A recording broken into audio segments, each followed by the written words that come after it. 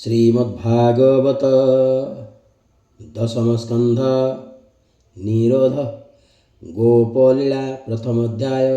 जे कृष्ण परानंदमय अटंती आश्रित आश्रय बिहरी जादव सागरी जस विस्तारी संसारे निरोध करी दुष्टजन करिले धर्म सुरक्षण ताहार गुण लीलारस दशम स्कंधरे प्रकाश देवकी पुत्रे निज नाश होइब शुणी भये कंस ता षडपुत्र कलानाश प्रथम अध्याये प्रकाश। बंदई देव लंबोदर पाश अंकुश बेनिकर पृथुल जठर सुंदर गजवदन गणेश्वर अनादिनाथर नंदन अमृत पाने तो समन यज्ञ आरंभे तोर पूजा उत्तरी कंठे नागराजा श्याम सुंदर तनुवन अशेष विघ्न विनाशन तोर महिमा मुखे कही के पारे नर देह बही हुआ सदय गणनाथ कहिबी श्रीकृष्ण चरित नमहि प्रभु नर हरि हिरण्यकशिपु विदारे उदित रवि जिणी तेज सुंदर सोहे चतुर्भुज कुंडल शशि दिवाकर नक्षत्र माल हृदय हार ब्रह्मांड माल माल होई तुलोम कूपे छंती रही धर्म पालक तु जगते शरीर बहु भृत्य हिते दुष्ट निवारी सन्थ पाळु तु नाथ परम दयालु करहो दया नर हरि कहिबी तो लीला विस्तारी परम मंगल तो नाम खंडे सकल विघ्नमान व्यास कुमार पाद धरी बोले परीक्ष दंडधारी। राजा परीक्षित उवाच भूमुनि हुआ तु सदये मचित थाउ तोर पाए पांडव कूले मोर जन्म मोहर बंधु जनार्दन द्रोण कुमार बाण त्रासे मरिबी कही गले व्यासे ता शुणी जननी मोहर शरण गला चक्रधर गर्भे पड़िला आसी बाण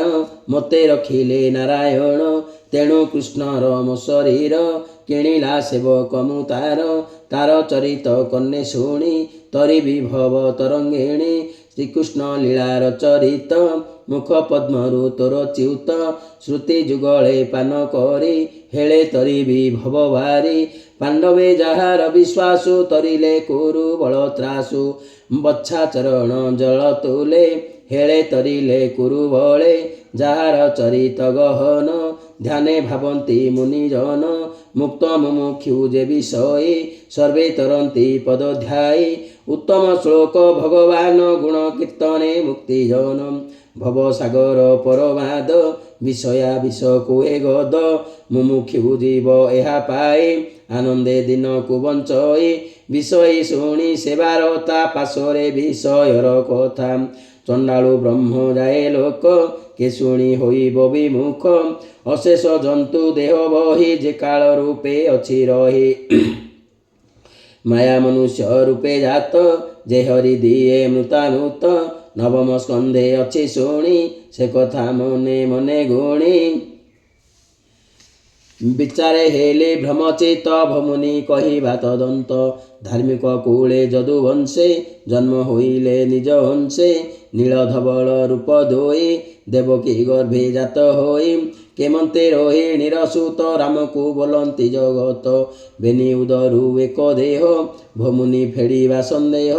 केवण हेतु भगवान गुपते गले वृंदावन भक्तों को तारिबार आसे रमिले बालक विश्वासे पुणी केते दिने हरि मिलिले मथुरा नगरी जगत जनकर गुरु जार महिमा महामेरु किंपा अनीति आचरिले सोदर मौला माइले एके ताहांक परमाण जार नाम नारायण मनुष्य रूपे होई जन्म केते बरस भोग कर्म जादव संग तेबी हरि केते कलत्र भोग करी ए आदि जेते कचरित भमुनि कही तो सचित देख मरण काल मोर भमुनि तेजिली आहार हरिचरित सुधा भारी श्रुति जुगले पान करी ଜଗତ ସଂହାରିଣୀ କ୍ଷୁଧା ସେ ମୋତେ ନ କରଇ ବାଧା। ସୁତ ଉବାଚ ଶୁଣି ରାଜାର ସାଧୁ କଥା ମୁନି ପଣ୍ଡିତ ସାମରଥା କୃଷ୍ଣ ଚରଣେ ଦେଇଛି ତ ବୋଲନ୍ତି ଶୁଣ ଭାଗବତ। ଶ୍ରୀ ଶୁକ ଉବାଚ ସାଧୁ ଚରିତ ତୋର ବୁଦ୍ଧି କୃଷ୍ଣ ଚରଣେ ଚିତ୍ତ ଖେଦି ଗୋବିନ୍ଦେ ତୋର ମନ ଯେତେ ମୁଁ କହି ପାରିବି କି ତୋତେ। ଗୋବିନ୍ଦ କଥା ପରଶନ ହେଳେ ତାର ଏଇ ତିନି ଜଣ ଶ୍ରୋତାବକତା ଯେବ ଚାରି ଏ ତିନି ଜଣେ ଯାନ୍ତି ତରେ। ତାପାର ଗଙ୍ଗା ଜଳ ଯେହ୍ନେ ତାର ଏଇ ସ୍ନାନ ପିଣ୍ଡ ଦାନେ ନାମ ମାତ୍ରକେ ପାପ ନାଶେ ତାର ଏଇ ସେ ତିନି ପୁରୁଷେ। କହିବି କୃଷ୍ଣ ଲୀଳାମାନ ରାଜନ ହୁଅ ସାବଧାନ ଅସୁର ବଳ ପାଦ ଭରେ ଭୂମିକମ୍ପଇ ଥର ହରେ ଭାରାରେ ଚଳି ନ ପାରଇ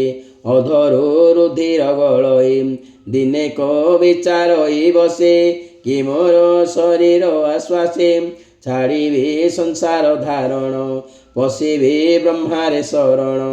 ମାୟା ସୁର ବିରୂପ ହୋଇ କାନ୍ଦଇ ଚଉଦିଗ ଚାହିଁ ବିଧାତା ନିକଟେ ମିଳିଲା ନିଜ ବେଦନା ଜଣାଇଲା। ବିଧାତା ଶୁଣି ତା ବିକଳ ସଙ୍ଗେ ଘେନିଲେ ଦେବ ବଳ। ଶଙ୍କର ଘେନି ସର୍ବ ଆଗେ ମିଳିଲେ କ୍ଷୀର ସିନ୍ଧୁ ଲାଗେ ଜଳଧି କୂଳେ ଦେବଗଣ ଡାକନ୍ତି ରଖ ନାରାୟଣ। ଅନେକ ମତେ ସ୍ତୁତି କଲେ ହରି ସନ୍ଦେଶ ନ ପାଇଲେ ଅନେକ ମତେ ଚିନ୍ତି ଧ୍ୟାନ ବ୍ରହ୍ମା ହୋଇଲେ ମନେ ଛନ ଅନନ୍ତ ନ ଦେଖି ବିଧାତା ମନେ ପାଇଲା ଗରୁ ଚିନ୍ତା ସମାଧି ବସିଲା ତକ୍ଷଣ ଚିନ୍ତେ ଅନାଦି ନାରାୟଣ। ବ୍ରହ୍ମାର ଦେଖିଣ ବିକଳ କରୁଣା କଲେ ଆଦି ମୂଳ ନିଦ୍ରାର ବଳେ ମନୋହରି ସ୍ୱପନେ କହିଲେ ମୁରାରି ବ୍ରହ୍ମାଙ୍କୁ ଦିଶିଲା ସ୍ୱପନ କହନ୍ତି ପ୍ରଭୁ ଭଗବାନ। ଶୁଣ ବଚନ ମୋର ଧାତା ମୁଁ ଯେ ଜଗତ ପିତା ମାତା ସକଳ ମୋହର ଭିଆଣ କେବଳ ଦେଲି ପରମାଣ ମୋର ବଚନ ଶିରେ ଧରି ତୁ ଧାତା ଜଗତ ଆବୋରି ବେଦ ବିଚାରି ସୃଷ୍ଟି ପାଳୁ ଅବନି ଭାରି କିମ୍ପା ଭାଳୁ ମୁଁ ତାହା ଜାଣ ଇଟି ସର୍ବ ନାସିବି ଅସୁରଙ୍କ ଗର୍ବ। ଏବେ ସକଳ ଦେବେ ଯାଅ ମର୍ତ୍ତ୍ୟମଣ୍ଡଳେ ଜାତ ହୁଅ ଯାଦବ ଆଦି ଆଦି ସାତ ବଂଶ ବଂଶକୁ ହୋଇବ ବିଶ୍ୱାସ ଗୋପୀ ଗୋପାଳ ରୂପ ହୋଇ ଗୋପେ ଜନ୍ମିବ ଦେହ ବହି ମୁଁ ଜାତ ବସୁଦେବ ଘରେ ବଢ଼ିବି ଯଶୋଦାର କୋଳେ 16,000 ଗୋପ ନାରୀ ରମିବି ବୃନ୍ଦାବନେ ହେରେ ଅନେକ ନାସିବି ଅସୁର ଖଣ୍ଡିବି ଅବନୀର ଭାର ଭକତ ଜନଙ୍କୁ ତାରିବି ପୁଣି ସୋଧାମି ବାହୁଡ଼ିବି ଯାବେଗେ ଏମନ୍ତ ତୁ କର କହିବୁ ଦେବଙ୍କ ଆଗର ବେଗେ ହୁଅନ୍ତୁ ମର୍ତ୍ତେ ଜନ୍ମ କହି ବୋଇଲେ ଅନ୍ତର୍ଧାନ ସ୍ୱପନୁ ଚେତି ବେଦବର କହିଲେ ଦେବଙ୍କ ଆଗର ଶୁଣି ସାନନ୍ଦ ଦେବଗଣ ନମିଲେ ଧାତାର ଚରଣ ବୋଲନ୍ତି ଶୁଣ ବେଦବର ଯାହା ବୋଇଲେ ଚକ୍ରଧର